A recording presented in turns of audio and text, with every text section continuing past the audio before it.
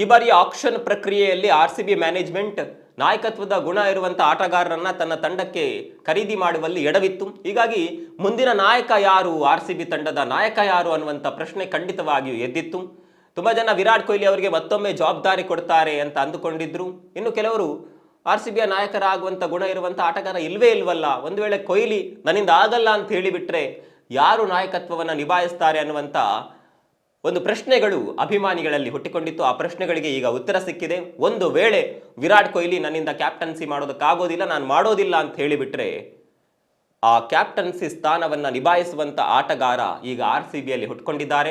ಅವರು ಬೇರೆ ಯಾರು ಅಲ್ಲ, ರಜತ್ ಪಾಟಿದಾರ್. ಸೈಯದ್ ಮುಸ್ತಾಕ್ ಅಲಿ ಟ್ರೋಫಿಯಲ್ಲಿ ಅವರು ನಾಯಕತ್ವವನ್ನು ತುಂಬಾ ಚೆನ್ನಾಗಿ ನಿಭಾಯಿಸಿದ್ದಾರೆ. ಅವರ ತಂಡವನ್ನ ಈಗ ಫೈನಲ್ಗೆ ತಲುಪಿಸಿದ್ದಾರೆ. ಮಧ್ಯಪ್ರದೇಶ ತಂಡ ಈಗ ಫೈನಲ್ ಹಂತದಲ್ಲಿದೆ. ಅವರ ಕ್ಯಾಪ್ಟನ್ಸಿಯ ಟ್ರ್ಯಾಕ್ ರೆಕಾರ್ಡ್ ಕೂಡ ತುಂಬಾ ಚೆನ್ನಾಗಿದೆ. 14 ಪಂದ್ಯದಲ್ಲಿ ಅವರು ನಾಯಕತ್ವವನ್ನ ನಿಭಾಯಿಸಿದ್ದಾರೆ. ಆ 14 ಪಂದ್ಯದಲ್ಲಿ ಅವರು ನಾಯಕತ್ವ ವಹಿಸಿಕೊಂಡಂತ ತಂಡ 11 ಬಾರಿ ಗೆದ್ದಿದೆ. ಅಂದ್ರೆ ವಿನ್ನಿಂಗ್ ಪರ್ಸೆಂಟೇಜ್ 79% ಹೀಗಾಗಿ ಆರ್ಸಿಬಿಯ ದೊಡ್ಡದೊಂದು ತಲೆನೋವು ದೂರ ಆಗುವ ಸಾಧ್ಯತೆ ಇದೆ. ಒಂದು ವೇಳೆ ವಿರಾಟ್ ಕೊಹ್ಲಿ ನಾನು ಕ್ಯಾಪ್ಟನ್ಸಿ ಮಾಡಲ್ಲ ಅಂದ್ಬಿಟ್ರೆ ರಜತ್ ಪಾಟಿದಾರ್ ಅವರ ಸ್ಥಾನವನ್ನ ತುಂಬುತ್ತಾರೆ, ನಾಯಕರಾಗ್ತಾರೆ. ನಿಮ್ಮ ಪ್ರಕಾರ ಮುಂದಿನ ಕ್ಯಾಪ್ಟನ್ ರಜತ್ ಪಾಟಿದಾರ್ ಆಗಬೇಕು ಅಥವಾ ವಿರಾಟ್ ಕೊಹ್ಲಿ ಆಗಬೇಕು? ಕಮೆಂಟ್ ಮಾಡಿ.